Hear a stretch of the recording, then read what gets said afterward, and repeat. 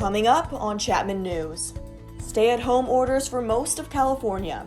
We'll have the latest. And the race for a vaccine. Is hope around the corner?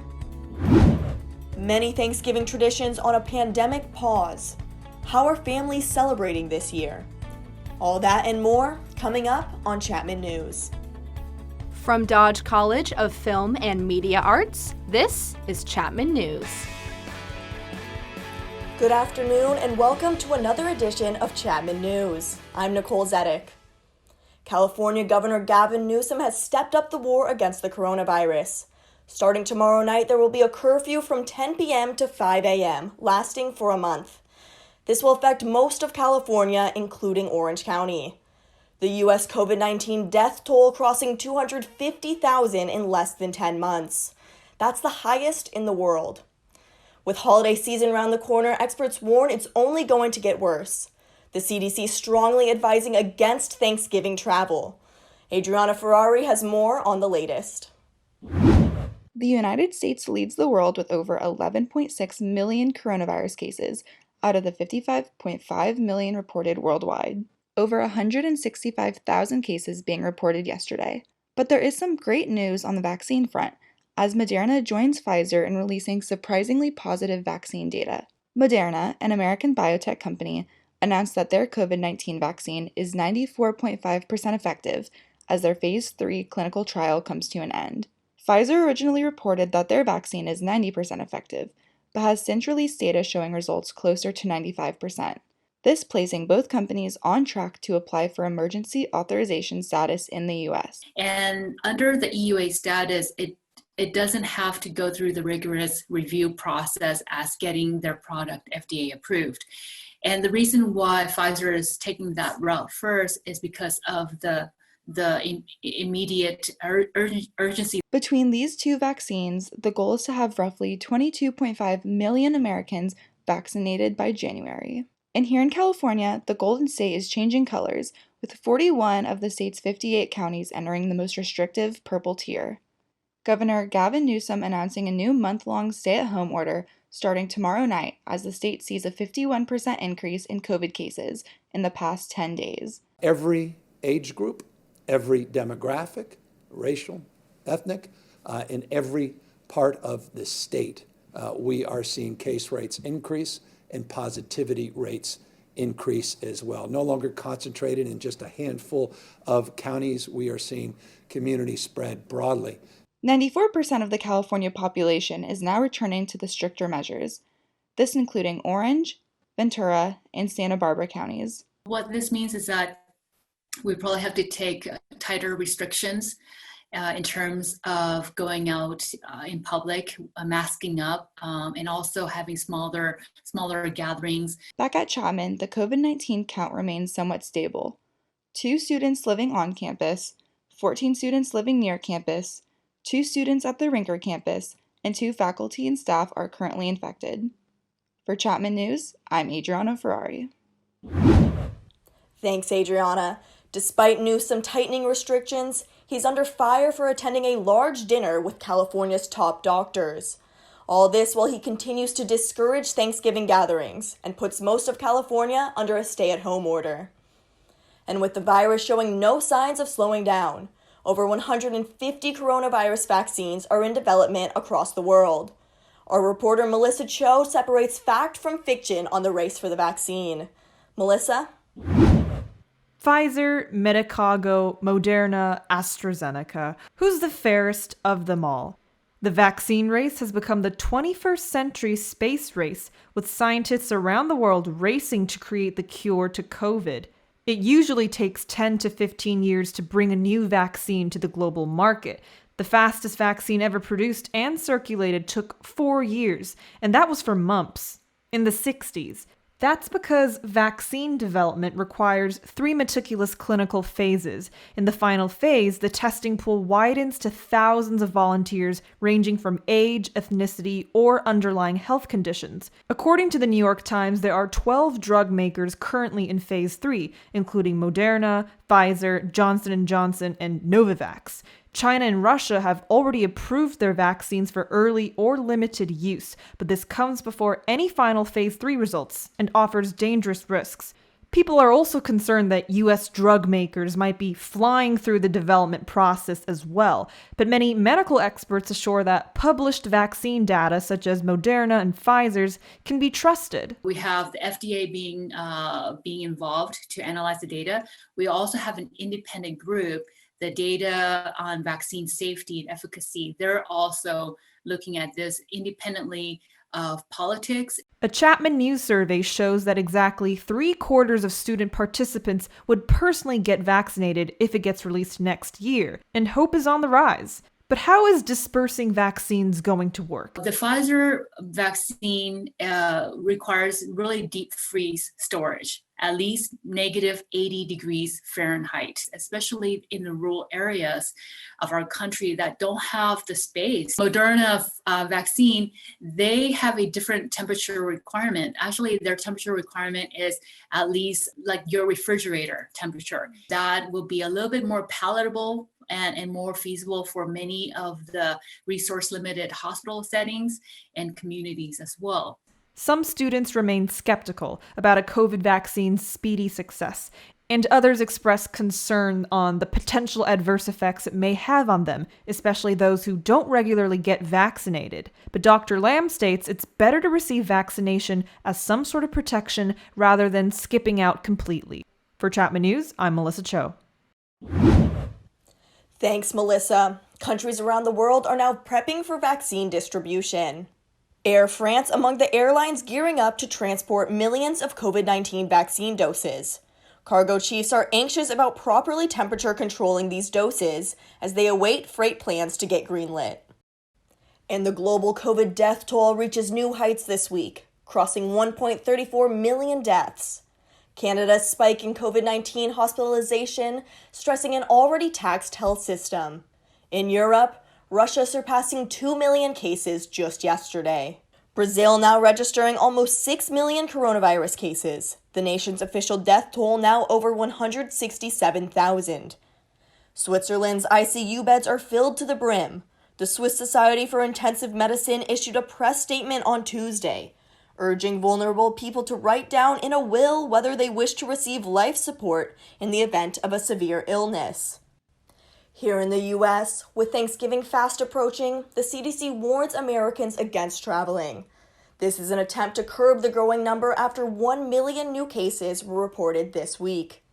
And the holiday season is already looking quite different this year, with many adapting to socially distant dinners, Friendsgivings, and Zoomsgivings. Barbara Fox has more on how people are celebrating this year. Barbara? Chapman senior Mitali Shukla is one of many students choosing to stay away from home this holiday season. It wasn't worth, the risk of bringing it home to my dad. This time of year, students would be busy packing up their cars to drive home or be headed to the airport. But due to the latest COVID-19 surge, many families are choosing to have smaller gatherings or not celebrate Thanksgiving altogether. For Mitali, this means spending her first Thanksgiving away from home. It's definitely going to be a little bittersweet that I won't be able to spend it with my family. And, we all cook together the day of and then we all eat together. So that's going to be kind of sad. Although staying away from family for the holidays is tough on Mitali, she encourages her peers to do the same.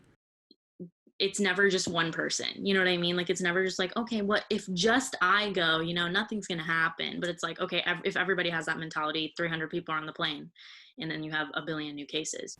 Other students like freshman Francesca Hill and her friends are choosing to celebrate the holiday with each other. Oh my God, hi! We just thought it would be nice to have a little get together because obviously our college experience hasn't been what usual college experiences are. So I thought it was nice to do something somewhat normal. Francesca and her friends are staying safe by only interacting with one another. So we're always aware of who we've been exposed to and just making sure that we're responsible with one another. If one of us thought that we were exposed for some reason, we would all communicate and take proper precautions. She says starting her college experience during the pandemic makes her appreciate the little things. I think the fact that we were seniors when this all happened and we got like prom taken away, graduation taken away, like those things, I think that set us up to like accommodate well to not having a normal college. Like I think having that experience kind of like reset our mindset into like trying to live each day to the fullest, and because like we never know what could happen. We don't know what's going to happen in 2 weeks. Doing the most that we can with our 4-person Friendsgiving. As we all make the most of our situation, safe travels to anyone going home for the holidays. This is Barbara Fox for Chapman News. Thanks, Barbara. The CDC recommends celebrating virtually or with members of your own household this holiday season. And coming up on Chapman News. The president refuses to concede, but the president-elect is getting to work. A dying tradition, Black Friday, and our economy may never be the same again.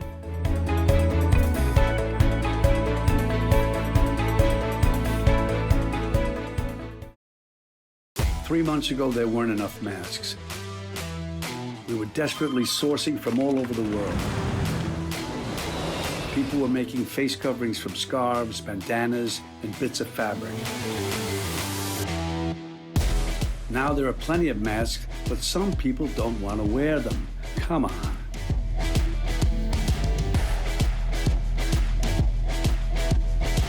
Mask up, America. The presidential race has turned into a presidential marathon, with Trump refusing to pass the baton to President-elect Biden. Jasmine Sani has more on the latest from the White House. Thank you, Nicole. President-elect Joe Biden has begun forming his administration to ready himself for the Oval Office. Keeping his promise of diversifying the White House, women have been 5 of the 10 names announced this week. But not all of his appointments were praised.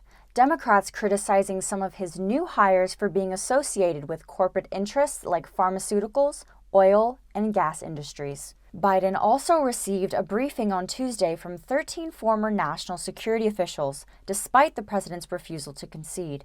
Earlier this week, President Trump fired his director of cybersecurity, Christopher Krebs, after he publicly rejected Trump's voter fraud claims. This only 8 days after the firing of former Defense Secretary Mark Esper. Senate Minority Leader Chuck Schumer spoke to Congress members on Wednesday criticizing Trump's decision. President Trump fired our country's chief election security officer, Chris Krebs, an honorable public servant, because he confirmed that our elections were secure, reinforcing the #1 rule of working for Donald Trump: you can never tell the truth. Quote, the most secure in American history. That's a statement coming from the Department of Homeland Security.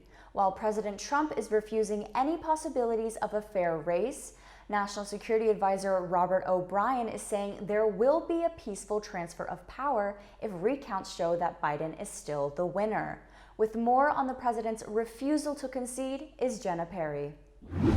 President Trump is meeting with Michigan lawmakers at the White House today as his campaign is on its last leg in an attempt to block election results. The week was filled with legal losses nationwide. Trump's attorney, Rudy Giuliani, announced the campaign will drop lawsuits that challenge Michigan's votes unexpectedly Thursday morning. He alleged the media of disregarding witness statements. Like it's my job to defend the president and to represent the president. It's your job to read these things and not falsely report that there's no evidence. The president suffered another legal defeat on Tuesday. The Pennsylvania Supreme Court ruled it's up to the counties to decide where poll watchers can stand. On Wednesday, the campaign requested a recount in 2 Wisconsin counties, where Biden leads by more than 20,000 votes. Yesterday, Georgia's hand recount declared Biden as the winner.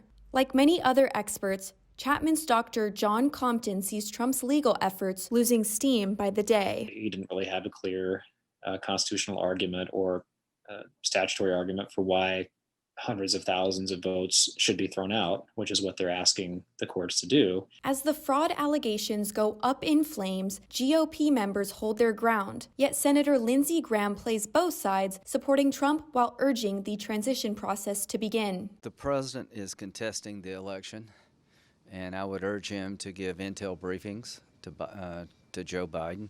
How much further to go, I don't know. But the GOP holdout isn't likely to last much longer. Once these legal challenges are played out, will we start to see Republicans in Congress acknowledge that Biden is the president-elect, or will they still defer to Trump and his refusal to concede? My suspicion is that we're going to start to see more Republicans in Congress acknowledge that the election's over at this point and that Biden has won. While Trump has mostly stayed out of the spotlight since results were announced, he hasn't stopped pushing his agenda. A Reuters poll shows that Trump's defiance is affecting the public's confidence in the election process, with over half of Republicans believing Trump won and blaming the poll workers for the rigged election. The head of General Services Administration's Emily Murphy is facing immense pressure from both sides, even getting death threats for not beginning the transition process. But the Biden team reassures Americans they will be ready on day one. For Chapman News, I'm Jenna Perry. With just 2 months left in office, the Trump administration is rushing to pull 2,000 troops out of Afghanistan and Iraq. The plan is for the withdrawals to happen by January 15th. The U.S. military is in Afghanistan and Iraq to, quote, train, advise, and assist, end quote, local forces. However, several officials have warned that the sudden exit of the U.S. could lead to consequences. Senate Majority Leader Mitch McConnell, usually an ally of the president, said this on Monday. A rapid withdrawal of U.S. forces from Afghanistan now would hurt our allies and delight the people who wish us harm. And on Tuesday, NATO Security General Jens Stoltenberg warned that, quote, the price for leaving too soon or in an uncoordinated way could be very high. That's all for politics this week. I'm Jasmine Sani. Back to you, Nicole. Thanks, Jasmine. Just as the political landscape has been forever changed by the pandemic, so has the economy. Federal Reserve Chairman Jerome Powell says the economy as we once knew it may never be the same. The pandemic has accelerated the use of technology, automation, and telework. While these changes are beneficial to some, the shift hurts lower-income workers in the service industry. Powell says we need more monetary stimulus to help with the economic recovery. And Black Friday shopping isn't just on Black Friday this year. The coronavirus has accelerated changes to the shopping season too. Colette No has the story. Black Friday used to look like this, and now it looks like this. Holiday shoppers are turning almost entirely to online shopping, where all stores are open and you don't have to leave your home. Online shopping has a lot of appeal because these days consumers really want to be able to compare prices in real time and make sure they're getting the best deal. People are too distracted by too many things going on in their lives, and if you can provide a more convenient experience, that is likely contributing to this growth of e-commerce. A Deloitte retail survey shows almost half of people are anxious about shopping in stores this year. But others still plan to be the first in line when some stores open their doors. As silly as it is, Black Friday is this piece of something that I have done every year for 5-6 years.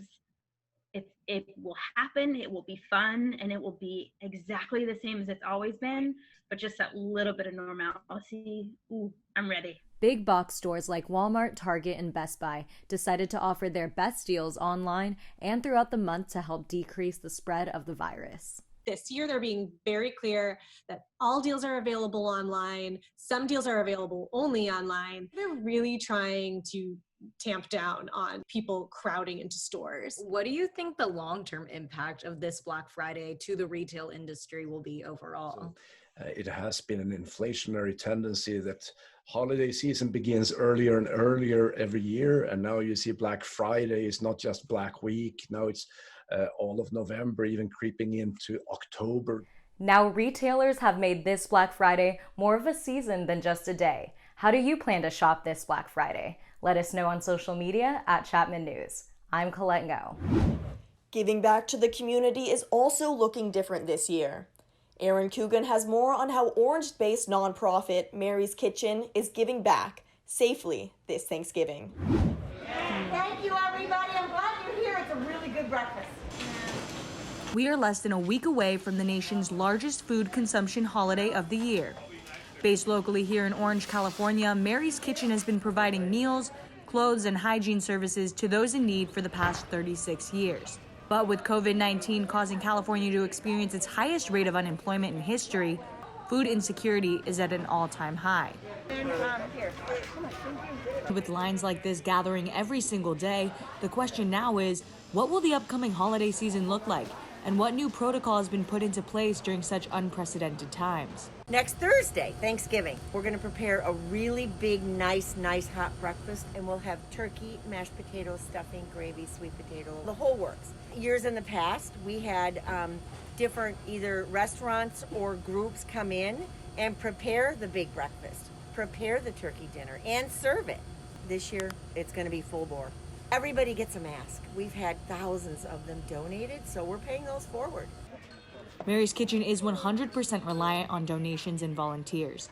From Mary's Kitchen in Orange, California, I'm Erin Coogan for Chapman News. Mary's Kitchen is currently looking for volunteers to help clean each week. If you would like to volunteer or contribute to Mary's Kitchen, head to maryskitchen.org for more information. Coming up, a record-breaking hurricane season. Tropical storm Iota strikes Central America. And if you're traveling, we'll have your holiday weather report. A home run for diversity in baseball. We'll have the latest.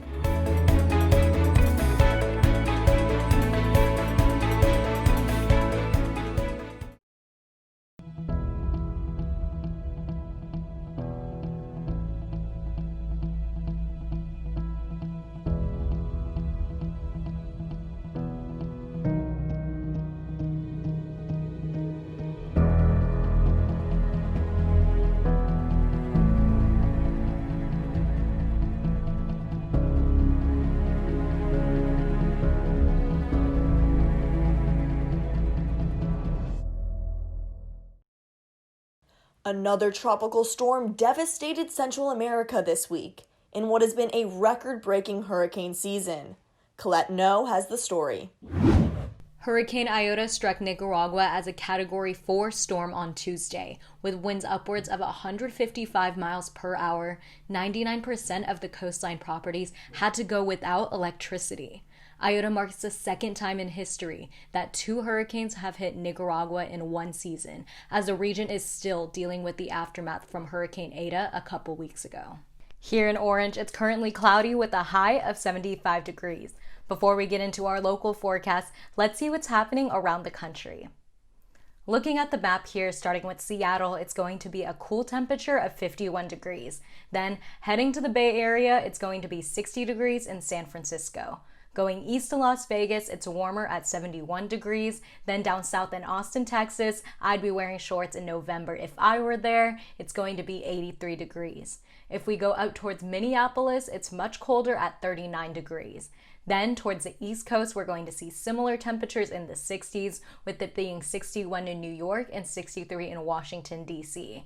And then things start heating up again at Will Smith's favorite city, Miami, Florida, at 81 degrees. Now, for our local forecast here in Orange County, you'll see that we have cool but above average temperatures than the rest of the country. If you're headed towards the beach this weekend, it's going to be around 60 degrees along the coast, with temperatures at 65 in Newport, 66 in Laguna, and 66 in San Clemente. Heading more inland, we have a high of 75 in Mission Viejo, and in Westminster, it's going to be 70 degrees, and in Irvine, 71. Now, taking a look at our 7-day forecast in Orange, if you're going to be in town during the break, this weekend we're going to have similar weather as today, with some clouds and a high of 75. Then at the start of the week, it's going to be sunny around the low 70s. As we head towards the midweek, you can expect it to be cooler and partly cloudy. And on Thursday, which is Thanksgiving Day, it's going to be 69 degrees. I hope you enjoyed the cooler temperatures as you stay inside with your friends and family this Thanksgiving. That is your weekly look ahead at the weather. I'm Colette Ngo, and here with your local and national sports updates is Barbara Fox. Hello everyone, I'm Barbara Fox, and welcome back to the Best Campus Sports Show. Major League Baseball making overdue history in diversity and inclusion. Today marks Kim Ng's first week as the general manager for the Miami Marlins. After years in the industry and roles with the Chicago White Sox, the New York Yankees, and the Los Angeles Dodgers, Ng's new position with the Marlins makes her not only the first female general manager and the highest-ranking female baseball executive, but also the first person of East Asian descent at the top. Many say she's one of the most overqualified general managers in the league, and her hiring is great progress and is undoubtedly going to inspire many to come. You know, when you look at the staff that has been built, look at the female representation in different departments, it's pretty awesome. In other baseball news, Robinson Cano of the New York Mets has failed his second drug test in an 182 game day suspension, and there's no way of him acquiring Hall of Fame status. Racking over 2,600 hits in his career so far, his performance may have been Hall of Fame worthy, but in this case, actions are louder than stats. And finally, some uncertainty coming from the Golden State Warriors this week. Klay Thompson suffered a significant Achilles injury in his preseason scrimmage. Oh my. Klay Thompson again, making 6 of 7. After further medical examination, sources have confirmed a tear to his right Achilles tendon, and yet another year on the bench for Thompson. This will be the second consecutive season-ending injury for the star-studded shooting guard, as he was benched this past season with an ACL tear. Thanks for tuning in for your national sports updates. I'm Barbara Fox. And coming up, a great week for women in entertainment.